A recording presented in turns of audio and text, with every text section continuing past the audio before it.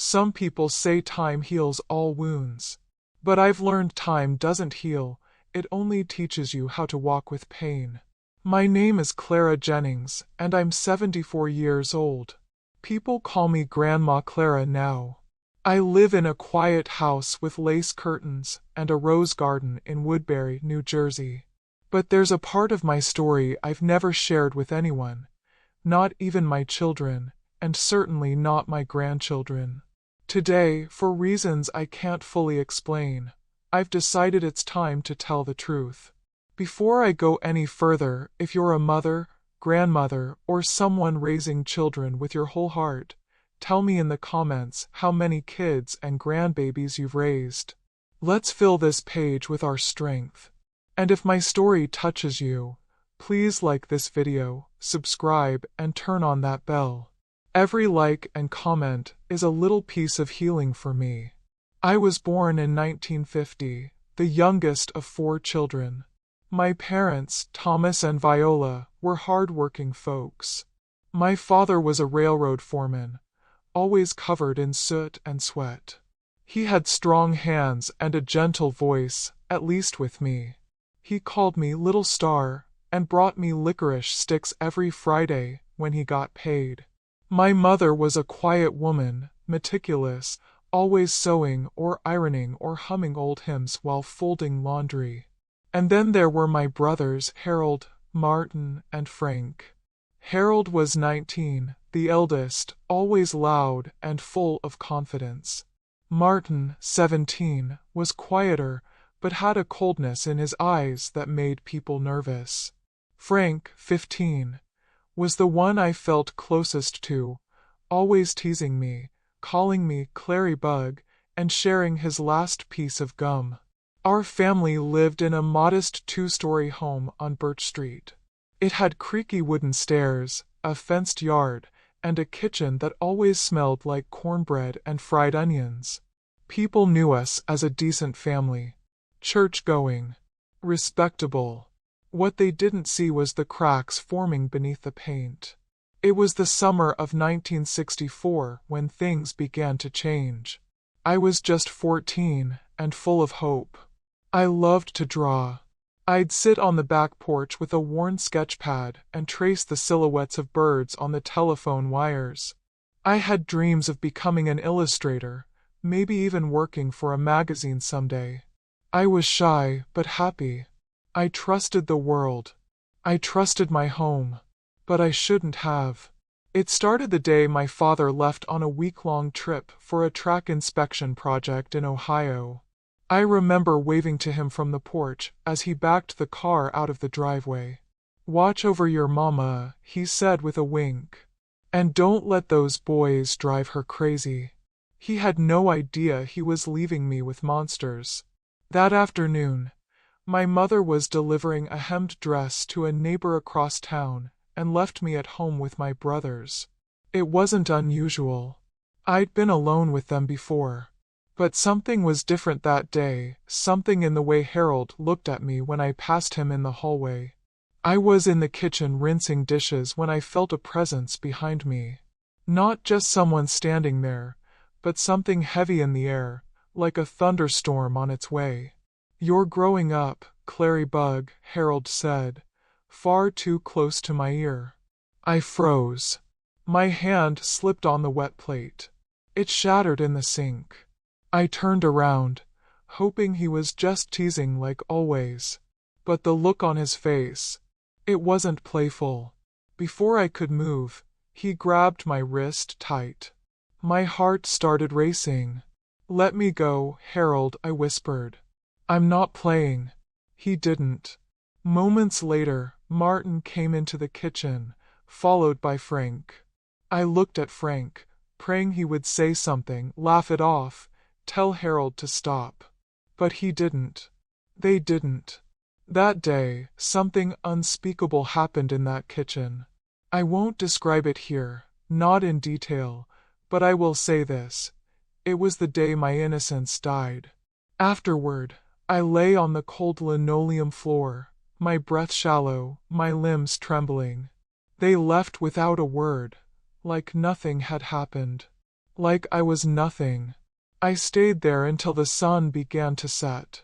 When I finally managed to get up, I locked myself in the bathroom and scrubbed my skin raw. I looked in the mirror and didn't recognize the girl staring back. I was 14, but I looked older, hollowed out, erased.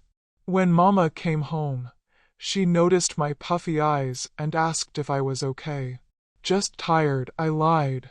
I became very good at lying after that. That night, I pushed my dresser against my bedroom door and cried into my pillow until dawn. But the next day, they came again. The same horror. The same threats. The same silence. Every day my mother stepped out, I braced myself for hell. And every time I thought they couldn't be more cruel, they proved me wrong. It continued for weeks. I started wearing oversized clothes to hide my body, cutting my hair short, and eating less. I avoided mirrors. I stopped sketching. My drawings of birds were replaced with empty pages. At school, I barely spoke. My grades, once excellent, plummeted. My teachers asked questions I couldn't answer.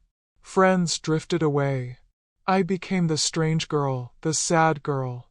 And no one, not a single person, suspected why. And worse, I started to wonder if maybe I had done something wrong. Maybe I caused this. Maybe I invited it. That's what Martin whispered one day as he stood outside my bedroom door. No one will believe you, Clara. They'll say you wanted it. And for a long time, I believed that. Until one night, one unexpected night, everything changed. The body keeps the score. I didn't understand what that meant back then, but my body did. After weeks of abuse, it began to shut down. I couldn't sleep without jolting awake in cold sweats. I'd bleed when I wasn't supposed to. I'd wake up shaking, limbs cramped from tension I couldn't release. It was the end of July 1964 when the worst happened. That morning had started like all the others, gray and silent. Mama left early to help a church lady mend a curtain. I stayed in my room, pretending to be asleep. I didn't eat. I didn't move. I just stayed still.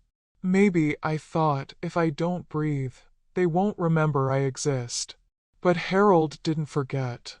He came with Martin. And Frank trailed behind like a ghost of himself, eyes sunken, lips tight, as if he hated what he was doing, but didn't hate it enough to stop. They came like shadows, and they left me broken. Later that afternoon, I felt a strange heat in my stomach. Not pain exactly. Not yet. But a kind of sick churn. I curled up on my bed, afraid to look. Hours passed. I drifted in and out of sleep. Then came the real pain. It started in my lower belly and clawed its way upward, fiery and deep. When I stood to go to the bathroom, I collapsed halfway there. On the tiled floor, I saw it, blood, soaking through my nightgown, puddling beneath me. I was too stunned to scream. I remember the way the hallway looked from the floor, tilted, dark, like something out of a dream. I tried to crawl, but my legs wouldn't obey. All I could do was whisper one word to the ceiling, over and over. Help! Frank found me first. He ran. I heard his feet thumping, and heard the panic in his voice calling for the others. There was rustling, whispering, shuffling.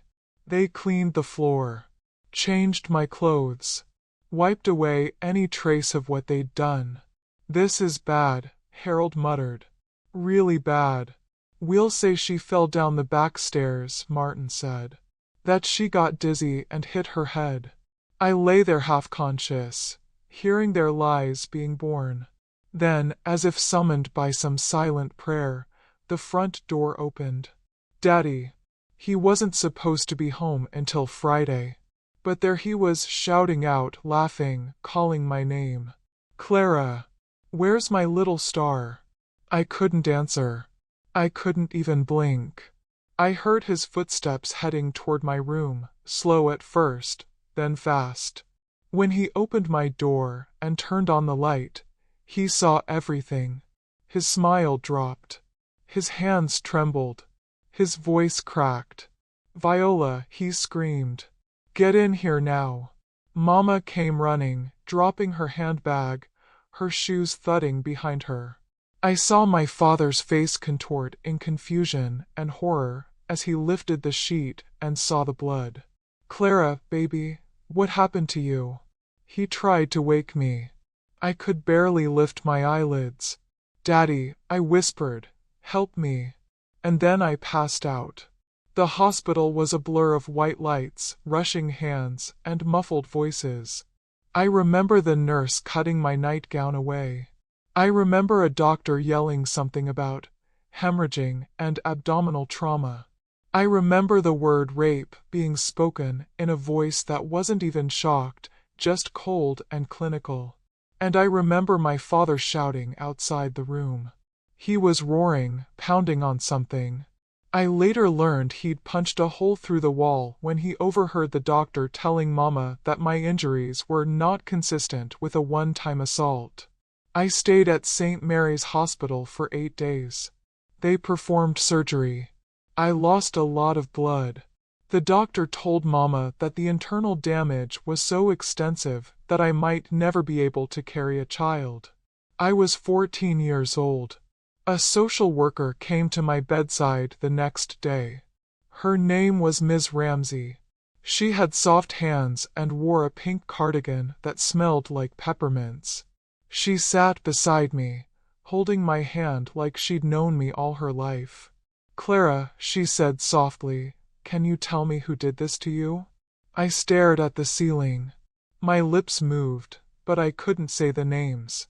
I saw Daddy in the corner of the room, pacing like a caged lion. I saw Mama, still in her church dress, rocking in the vinyl chair, mumbling prayers.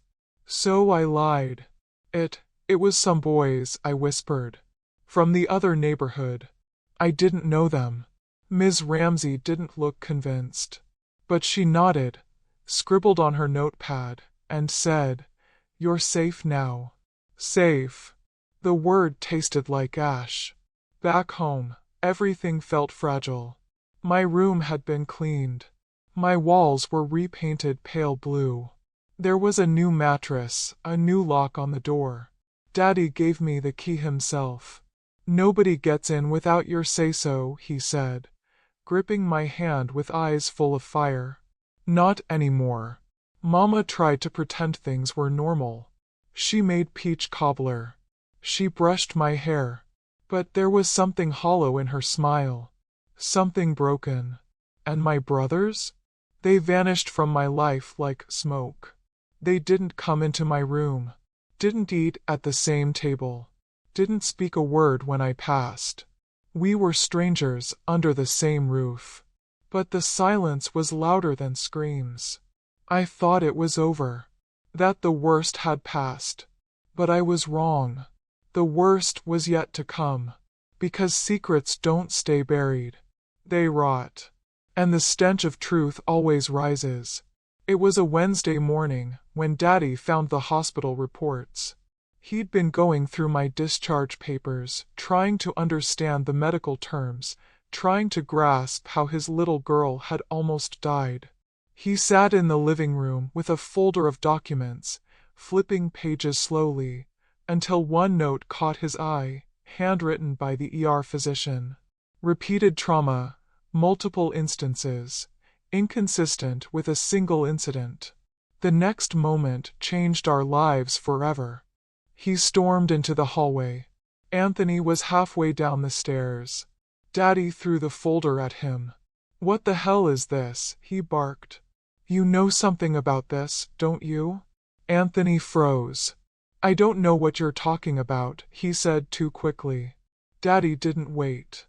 He grabbed Anthony by the shirt collar and slammed him against the wall. "Tell me what you did to my daughter." Mama screamed. Frank came running. Martin tried to pull Daddy off Anthony. But it was too late. Because in that chaos, in that raw, terrible moment, everything unraveled.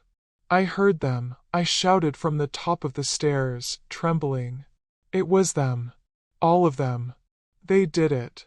The room went still. No one breathed. Daddy turned to me slowly, as if the world had shifted beneath his feet. Clara, is that true? He asked, voice shaking. I nodded. Tears streamed down his face. My God. Then he turned back toward Anthony and unleashed hell. You never forget the moment your world ends, not when it happens inside a house you thought was safe, and not when the truth finally shatters the walls around you. That day, after I told the truth, my father wasn't the same man. The sorrow, the betrayal, it contorted his face in ways I can still see when I close my eyes. When I said the words, it was them, he didn't ask which them. He already knew. All three of them, Harold, Martin, and Frank. They didn't even try to deny it. Not really. Harold stammered. Martin's face went pale. Frank, he just cried. Like he'd been waiting for anyone, to finally say it out loud. My father backed away from them, as if they were contagious. As if they weren't his sons, but something else, something vile that had slipped into his home when he wasn't looking. You're monsters, he whispered. You're not my boys. Harold stepped forward. Dad, please. But Daddy hit him. A blow so hard it knocked Harold flat on the ground. Mama screamed, shielding me with her arms, as if he might strike again. But he didn't. My father had never been a violent man. That punch wasn't rage. It was heartbreak. I'm calling the police, he said through clenched teeth. And if they don't come fast enough, I'll deal with you myself. The officers arrived within minutes. Small towns like ours don't often get calls like this, at least. Not from respectable families like the Jennings. The whole neighborhood gathered outside, whispering, watching, their eyes wide with curiosity and confusion. Inside, it felt like the world had tilted. The police separated us. They sat me in the living room with a soft-voiced female officer who offered me water I couldn't drink. They took my statement again. Every detail. Every room. Every time. I said things I never wanted to say again. And they listened.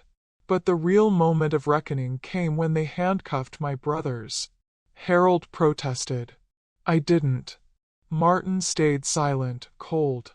Frank cried, begging, please don't take me, I'm sorry, I'm sorry. They took them anyway. And in that moment, our family, our name, our bloodline, our history, was split like a branch struck by lightning. The days that followed were unbearable. People stopped waving at Mama in the street. They stopped bringing casseroles, stopped asking about church. We were no longer the Jennings family everyone admired. We were the scandal people whispered about behind closed curtains. Mama barely spoke. She stayed in her room for hours, staring out the window like she expected her sons to walk back up the driveway and undo everything. Daddy became obsessed with lawyers, reports, and court dates. He quit his job without notice. My daughter needs me more than the railroad, he said. He spent his days at the courthouse, reading every file, arguing with investigators, replaying the events over and over again. And me? I couldn't sleep. I couldn't eat. I couldn't even cry anymore. I felt hollow. But strangely, I also felt something else. Something I hadn't felt in months. Relief. For the first time, the nightmare wasn't a secret. For the first time, someone knew what had happened to me. And they believed me. The trial was scheduled for October 1964. I testified behind a curtain. That was the court's way of protecting me, so I wouldn't have to look my brothers in the eyes. But I didn't need to see them. I knew their voices. I could still hear them from the kitchen, the hallway, the locked door I had pushed a dresser against. When the prosecutor asked, "Can you tell the court what happened that day?" I thought I would faint. But I didn't. I told them everything. Harold's hand on my wrist. Martin's threats. Frank's silence. The blood. The bruises. The whispers. The judge listened without blinking. The courtroom was so quiet I could hear the ceiling fan creak above. After my testimony, I was taken into a side room where Mama waited. She didn't say anything at first. Just took my hand. "Clara," she said finally, her voice fragile. "Did you ever think I knew? Did you think I ignored it?" I looked at her face, so pale, so worn down, like a photograph left in the sun too long. "I don't know," I whispered. "Maybe I wanted you to ask. Just once." Her face broke. "I failed you." I didn't answer. I didn't know how to. Because the truth was yes. She had. And that failure would sit between us for years. The sentencing came just before Thanksgiving. Harold and Martin were each given 15 years in state prison. Frank, being only 16 at the time and having confessed early, was sentenced to a juvenile facility until he turned 21. No one in the courtroom smiled. Not even me. Because it didn't feel like justice. It felt like grief wearing a badge.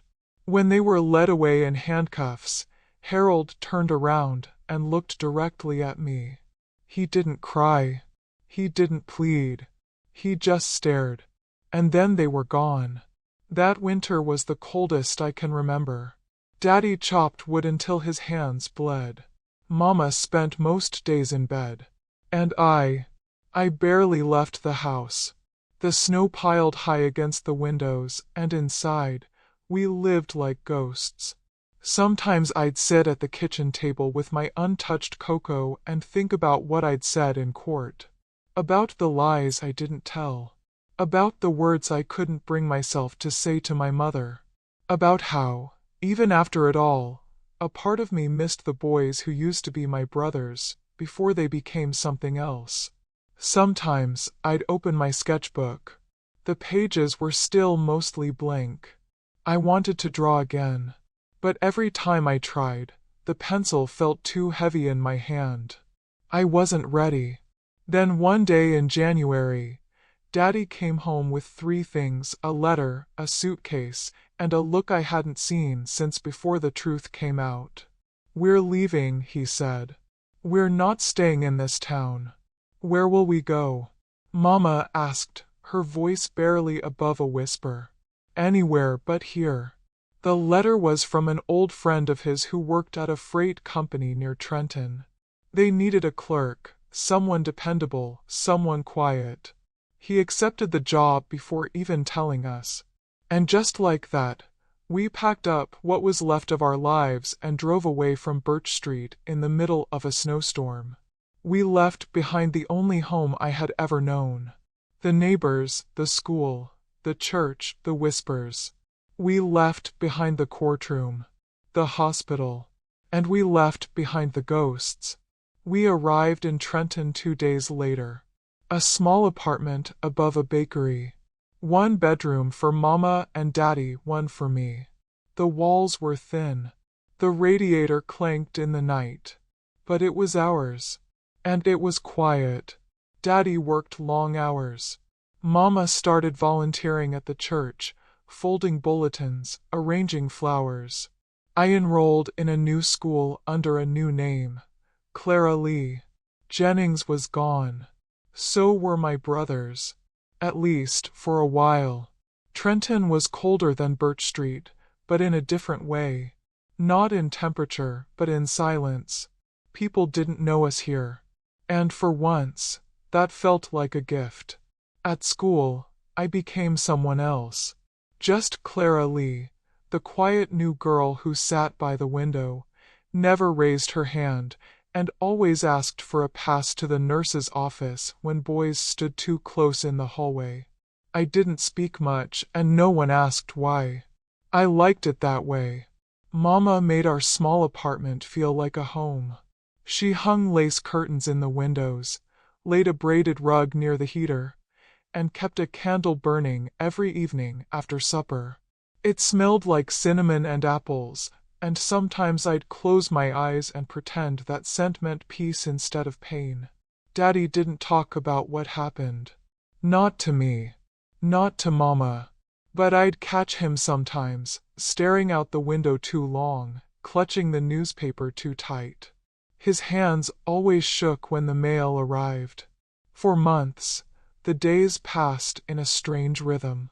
No more courtrooms. No more police. No more Harold, Martin, or Frank. I tried to forget. I tried to live. But the past never lets go that easily. It was a Tuesday in early spring when it arrived. I came home from school and saw a letter on the kitchen table. My name was written on the envelope in tight, familiar handwriting. Clara. No last name. No return address. But I knew who it was from before I even opened it. Frank. I stared at it for what felt like hours. I didn't touch it. Didn't breathe. When Mama saw me frozen there, she stopped drying her hands. What's wrong? I pointed. It's from him. She said nothing for a long while. Finally, in a voice barely louder than the ticking wall clock, she asked, "Do you want to read it?" I don't know. And the truth was, I didn't.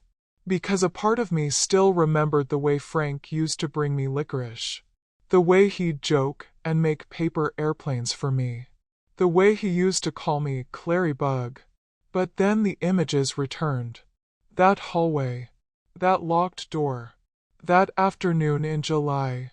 I left the letter on the table and went to bed without touching my dinner. The next morning, it was gone. Mama had tucked it into her sewing box, wrapped in an old ribbon. If you ever want it, she told me, it'll be there.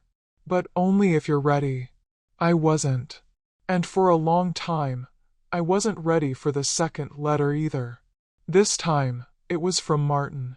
It arrived in June, my birthday month. Unlike Frank's letter, Martin's wasn't handwritten.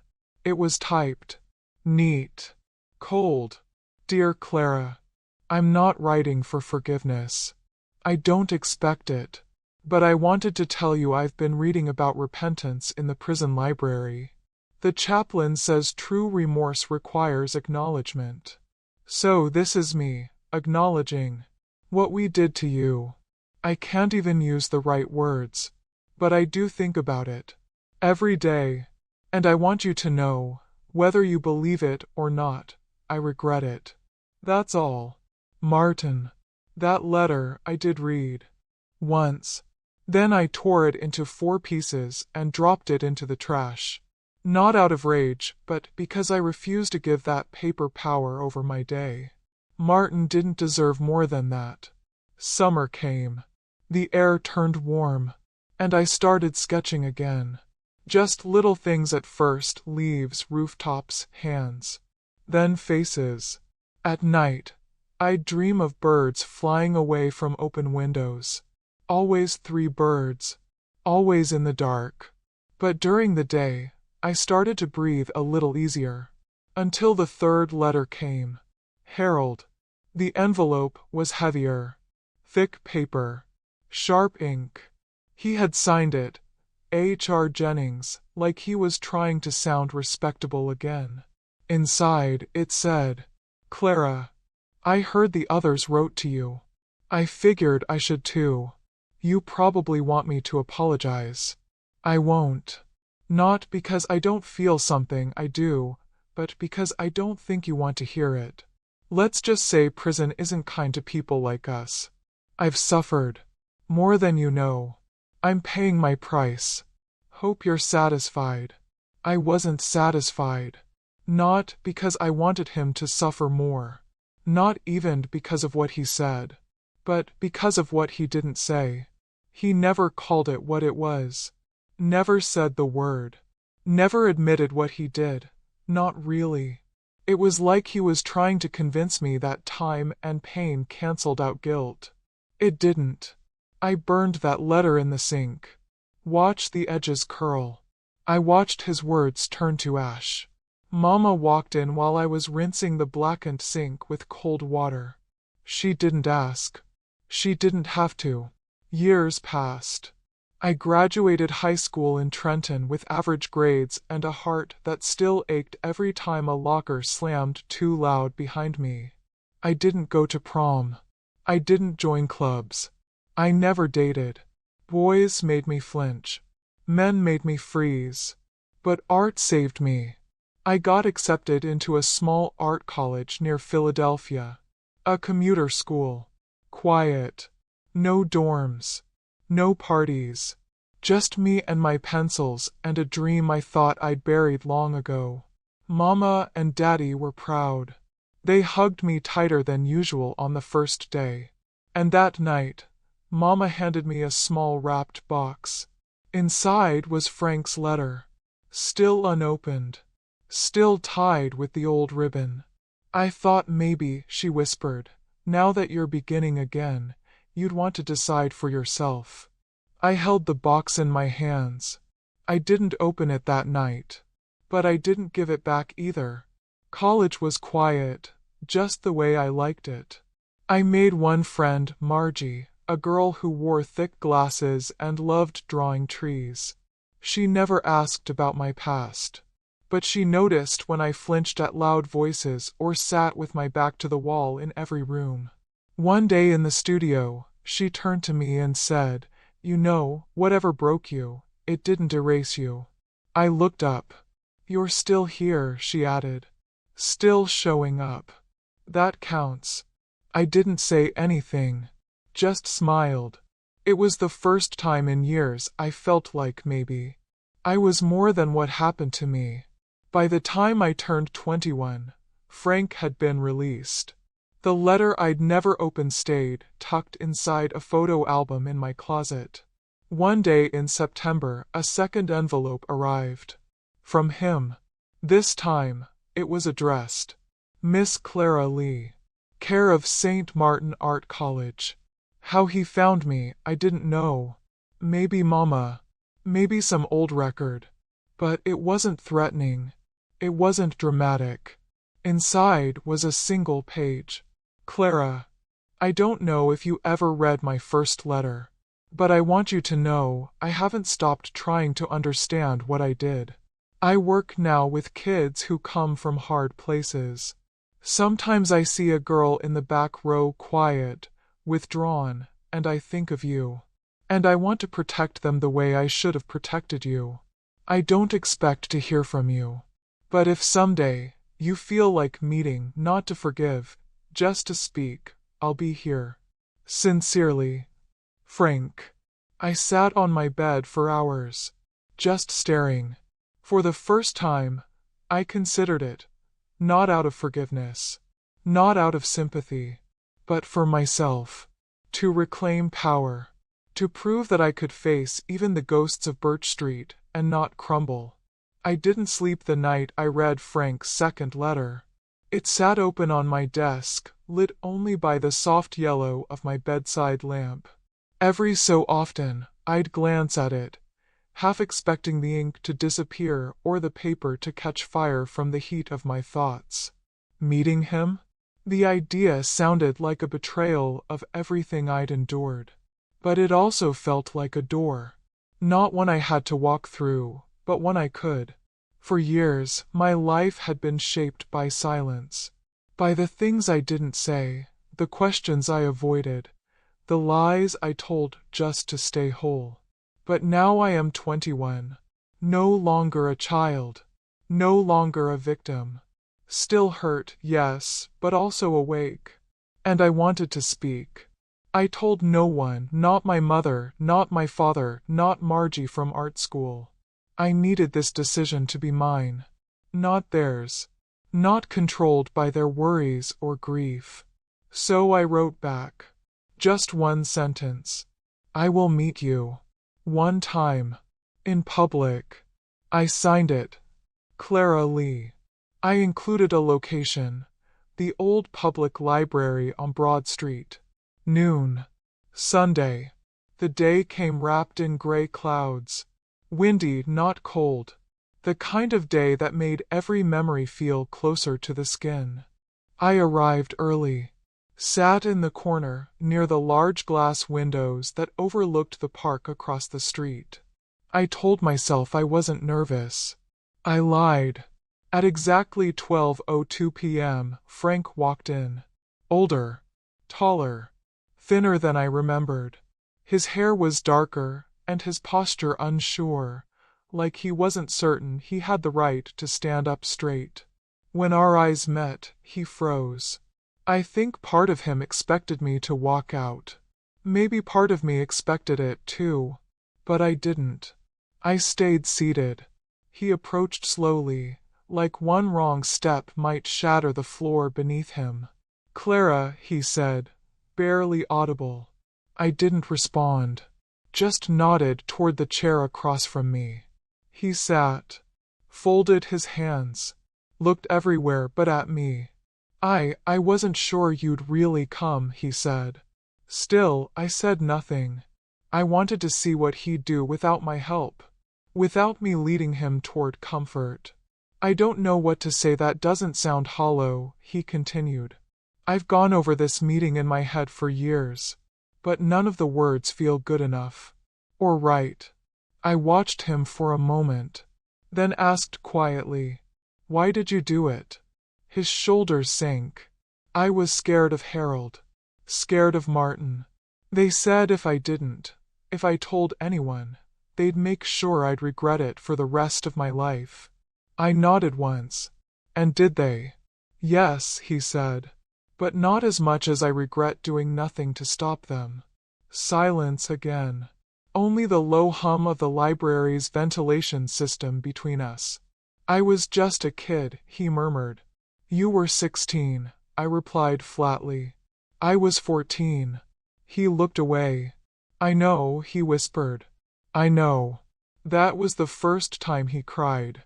No loud sobbing. Just tears sliding down his face as he sat there, quiet, holding his shame like it was a dying bird in his lap. I didn't comfort him. I didn't offer a tissue. I just watched. And then I spoke again. "You stole things from me. My childhood. My trust. My voice. I spent years afraid of shadows that looked like you. I know. I flinched when someone knocked on a door too loud. I avoided mirrors. I tried to disappear inside my own skin." "I'm so sorry," he said through tears. "You don't have to forgive me. I know I don't deserve it." "You don't," I agreed. "But maybe I do." He looked up, confused. "Maybe I deserve to not carry the weight of what you did anymore," I continued. "Maybe I deserve peace." His tears came harder now. "I don't want to be your redemption, Frank," I said. "But if hearing this helps you never become that boy again, then maybe this conversation has value." He nodded. Slowly. Broken. When he finally stood to leave, he turned and said, "I never expected you to come. But I'll never forget that you did." And then he walked out of the library. Out of my life. And I let him go. That night I wrote for hours. Not to Frank. Not to Harold. Not to Martin. To me. I wrote a letter to 14-year-old Clara. "Dear Clary Bug. You are not dirty. You are not ruined. You didn't deserve what happened to you. You didn't invite it. You didn't cause it.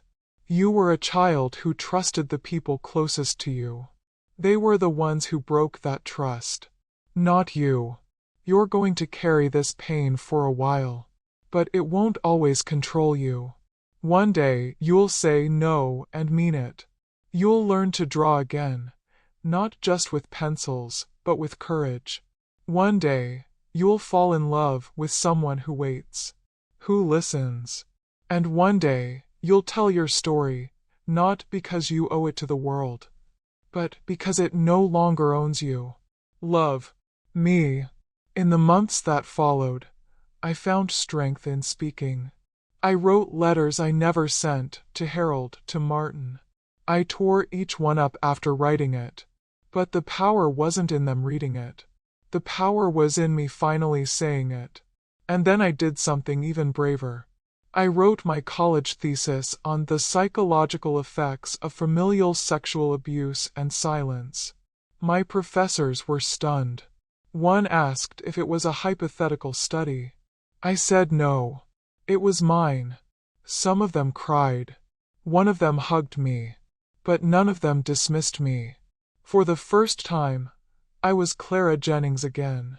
Not just a name I inherited, but a name I reclaimed. Time doesn't erase pain. It grows around it. That's something I learned slowly, over the years, like how scar tissue forms, not to forget the wound, but to hold it together. After I graduated, I stayed in Philadelphia. I took a job at a small elementary school on the west side. I taught 3rd grade, 7, and 8-year-olds who still believed in superheroes and got excited about glue sticks. That classroom became my sanctuary. I chose teaching not just because I loved it, but because it gave me the power I never had as a child, to protect, to listen, to notice. I noticed the kids who sat in silence. The ones who flinched at loud sounds. The ones who looked over their shoulder too often. And I made it my mission that none of them would be invisible. In 1978, I met William. He wasn't like anyone I'd ever known. A music teacher with a soft laugh and a deep respect for silence. We crossed paths at a school staff meeting. He complimented my handwriting on the chalkboard and asked if I liked jazz. We started slow. He'd leave notes in my mailbox at school, folded in 4, always unsigned but unmistakably him. Friday night. Ella Fitzgerald at the Elm Theater. I'll bring popcorn if you have the courage. I didn't show up the first time, or the second, but the third time I did. I sat 3 seats away from him, trembling. He didn't move closer, just smiled at me in the flickering theater light. Halfway through the second song, he whispered, "No rush. I'll be here." It wasn't romance that drew me to him. It was patience, kindness, safety.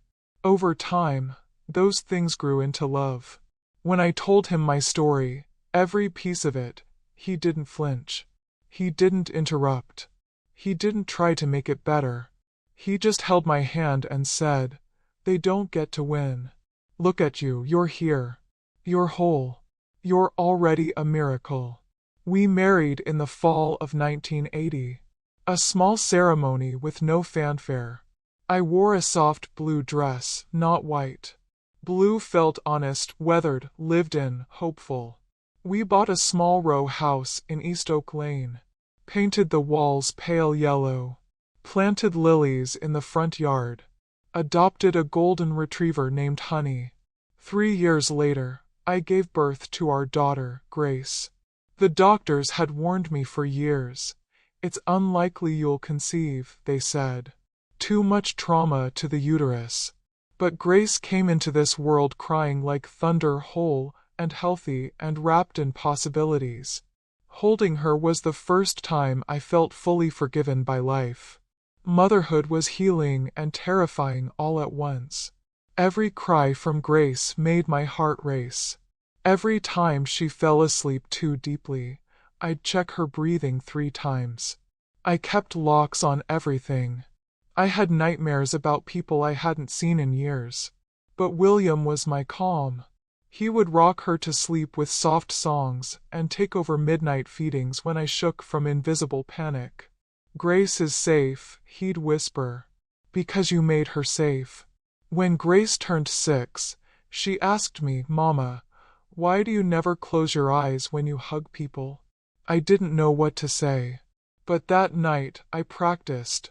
Just a few seconds. Eyes closed. Arms around William. And I didn't fall apart. I never told Grace the full truth when she was a child. I told her I had a hard childhood, that my family had been through tragedy, that I left my hometown because it hurt too much to stay. But I didn't tell her about the kitchen, the hospital, or the courtroom.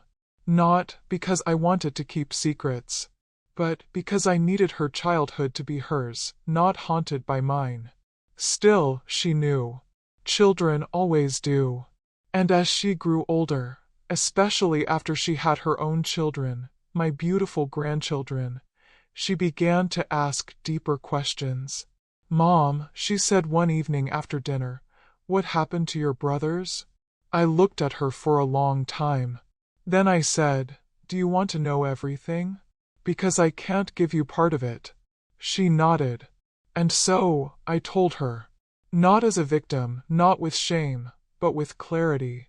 I told her about Harold, Martin, and Frank. About the nights, the lies, the silence. About the blood. About Daddy's roar when the truth broke through. About the letters. About the fire I lit in a kitchen sink. Grace didn't speak for a long time. Then she reached across the table and touched my hand. Mama, she whispered, her voice shaking, you are the strongest woman I have ever known. Now, at 74, I sit in my sunroom every morning with a cup of chamomile tea and watch the world stretch itself awake. Grace visits every Sunday with her kids, 3 little whirlwinds of laughter and crumbs. They call me Grandma C, and make me feel like the world made sense after all. And yet, even now, on quiet nights when the house settles and William snores gently beside me, I sometimes close my eyes and find myself back in that old kitchen. But it's different now. Now I see myself standing, not crumpled. Now I see a girl walking out, not breaking down. Now I see the ending wasn't the end, it was a beginning. I've told my story today, not for pity, not for shock, but for someone else who might be where I once was sitting in silence, thinking no one would ever believe them.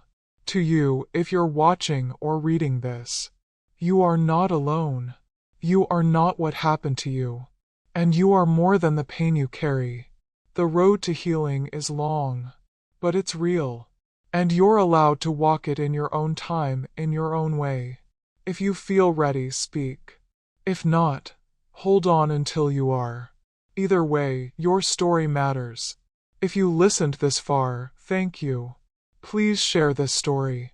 Subscribe to this channel. Tell me where you're listening from, it helps me believe that my voice wasn't buried in vain. And to the girl I used to be, Clary Bug, you made it. Despite everything, you made it. And now you're telling your story, not because you're still broken, but because you're finally whole.